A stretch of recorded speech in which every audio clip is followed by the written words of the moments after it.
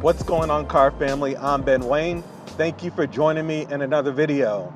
Today, I want to talk a little bit about the last video we posted, which was the BMW M850i, and compare that directly to the S-Class Cabriolet. So I kind of asked you guys a question in the title of that video. I said S-Class killer, right? And a lot of you guys did not hesitate to let me know how you felt. And I wasn't disappointed by the comments either, because I agree with about 99.9% of them. So today I kind of want to just do a casual video going head to head on the Mercedes-Benz S-Class and then the BMW M850i. So first of all, I'm just going to share with you my opinion up front. Typically, I try not to do that in technical reviews, but since we're just talking, I think the S-Class Cabriolet, or the S-Class in general, is on a completely different playing field when compared to the BMW M850i. So let's just start with the exterior characteristics. Now, in my opinion, a lot of BMWs, they look like high-end cars, but the outer appearance is more reserved. It's more subtle when compared to Mercedes-Benz. Mercedes-Benz vehicles are defined by these sleek and sexy dramatic lines that really give a car a wow factor. So when you're driving past it, it literally makes people break their neck looking at the car. And I feel that that is something that BMW just doesn't do. And I don't think that's something they want to do. I think their cars are, again, they're high-end luxury vehicles, but they just don't jump out at you design-wise. And that's one thing I noticed right off the bat with the new M850i. Don't get me wrong, it is a gorgeous vehicle. But if I see a BMW 8 Series on the street, I'll say, okay, yeah, that's nice.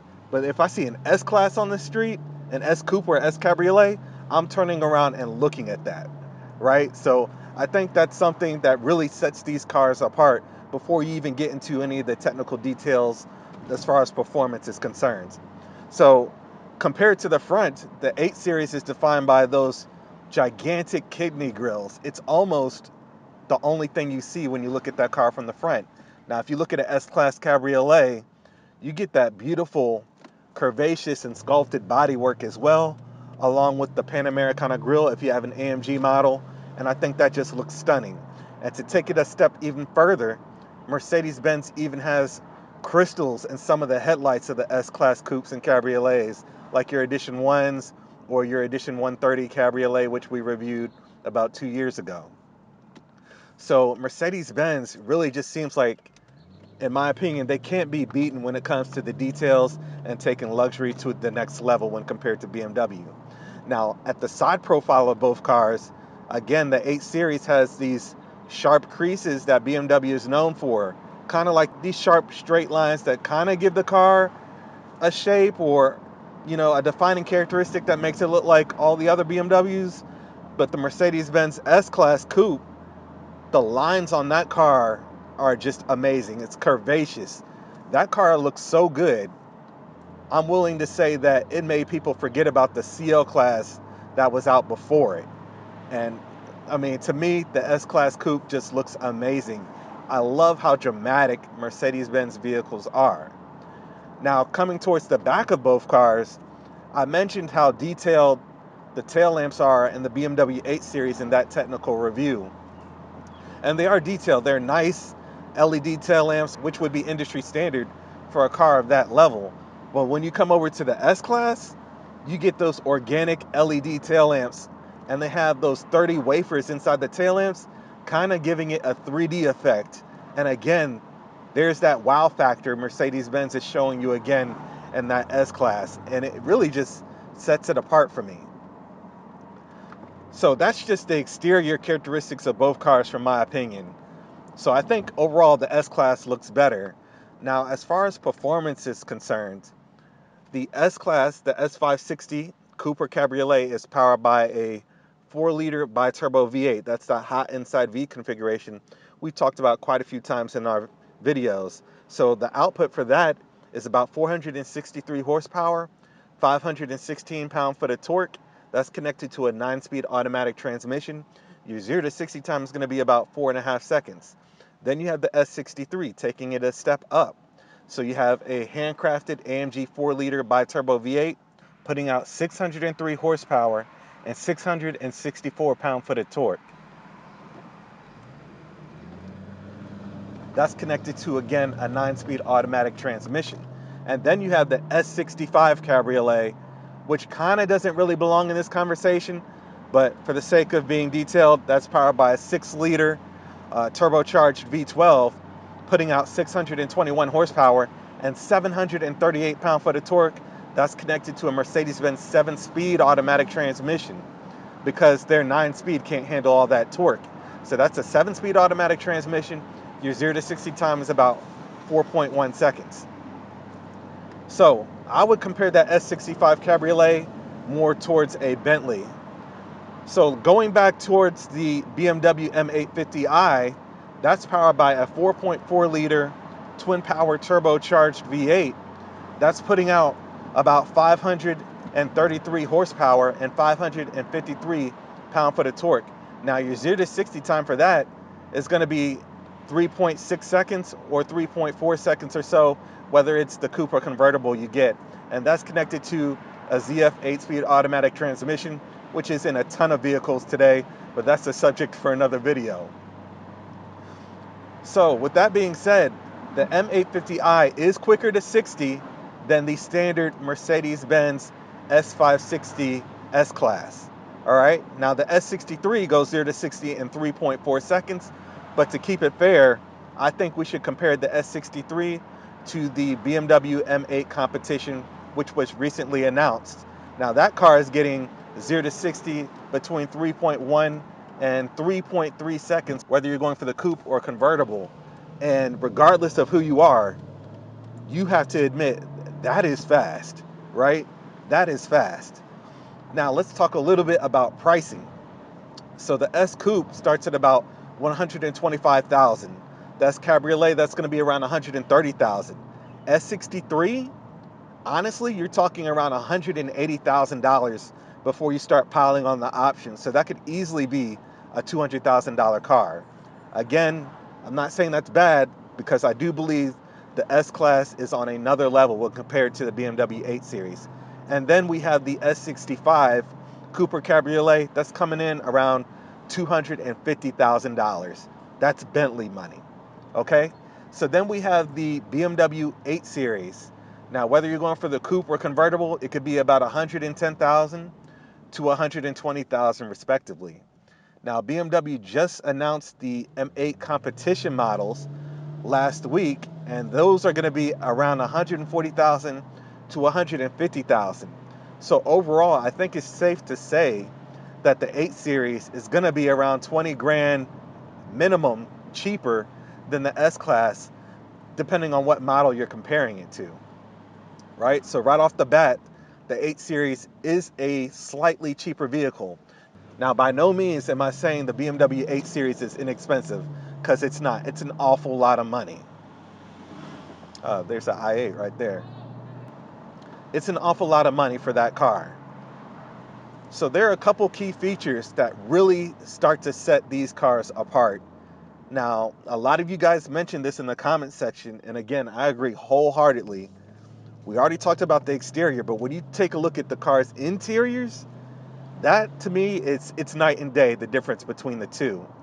Now, when I was looking over the 8 Series and shooting that video, in my opinion, BMW cut a few corners with that car, and it starts to show in the interior, especially when you compare it to a car like the S-Class. All right, so for example, if you take a look at the seats of the 8 Series, they're nice, they're comfortable, but if you take a look at the seats in the S-Class, that is a different league of comfort and detail. The hand-fitted Napa leather in the S-Class, it's hard to compete. I mean, the closest car that I could think of is outside of that league. It's that Bentley GT, right? So I think the S-Class completely demolishes the 8 Series when it comes to those seats. They're 16-way adjustable in the S-Class. I know the BMW has 20-way adjustable seats, but the amount of comfort I felt when driving the S-Class is incomparable to the 8 Series. You just can't compare the two. It's night and day. Now, the S-Class also features that Napa leather on the dash, and it is truly gorgeous.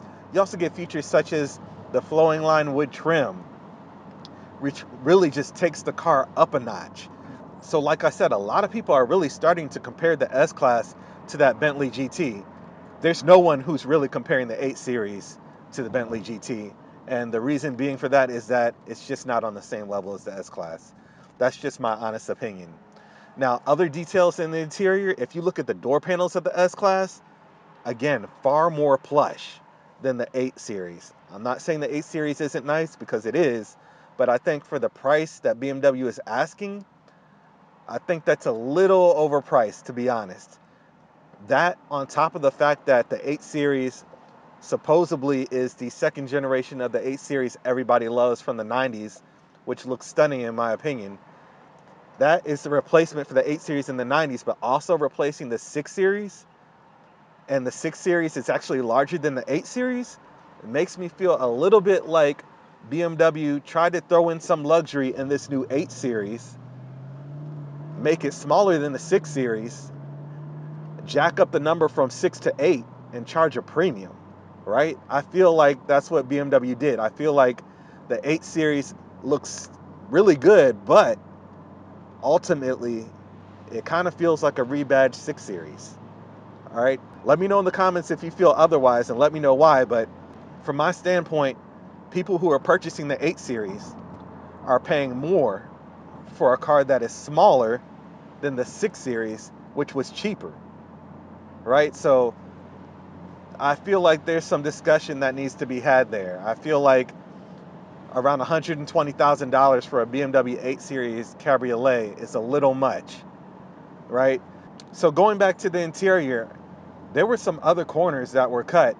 Now, when we were reviewing the S63 Cabriolet a couple weeks ago, I mentioned that one of my favorite features was the Mercedes-Benz air cap system and the wind deflector.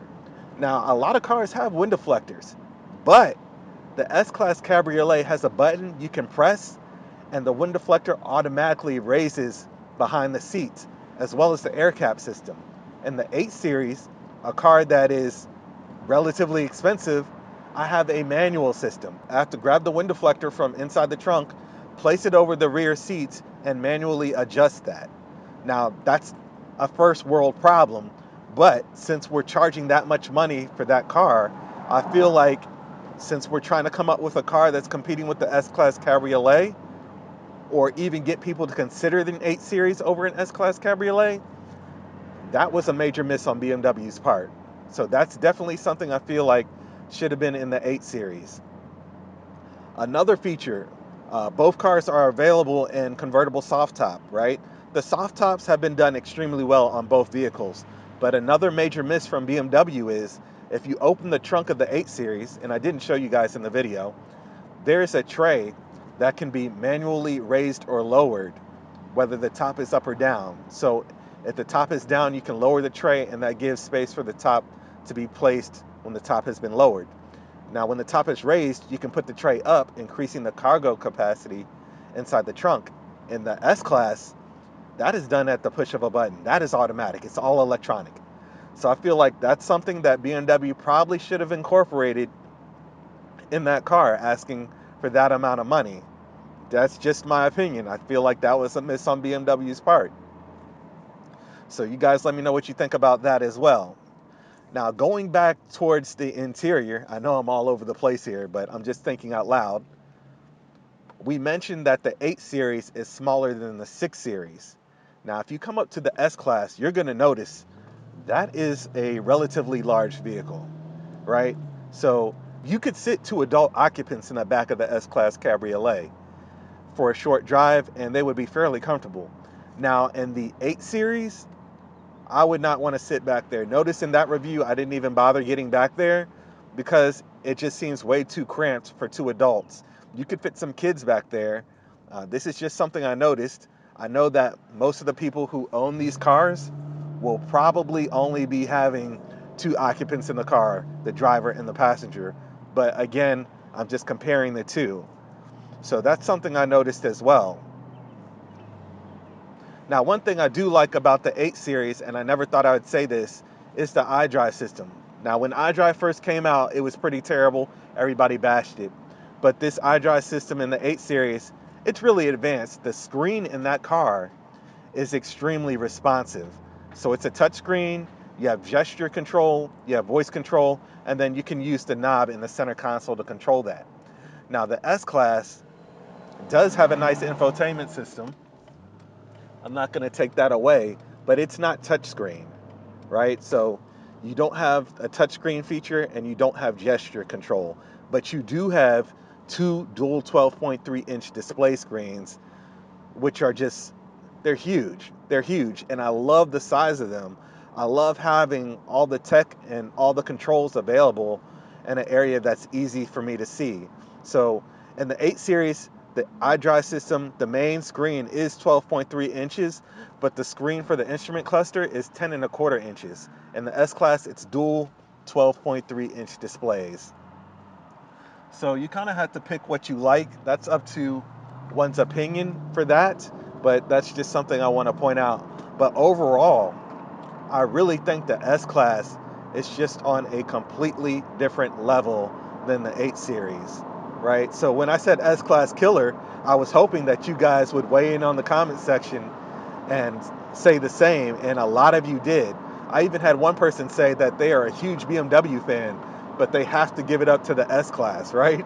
The S-Class just has a different level of luxury. And we didn't even talk about the Maybach S650, which in my opinion is overpriced, but again, that is another level of luxury that right now the BMW 8 Series just does not offer. So let me know what you guys think in the comment section. I'm sure you will. These two cars, again, they are both beautiful cars, but the S-Class Coupe and Cabriolet, the curves on that car, it's just stunning. It really is. So if I had to pick between the two, I'd go S-Class every time.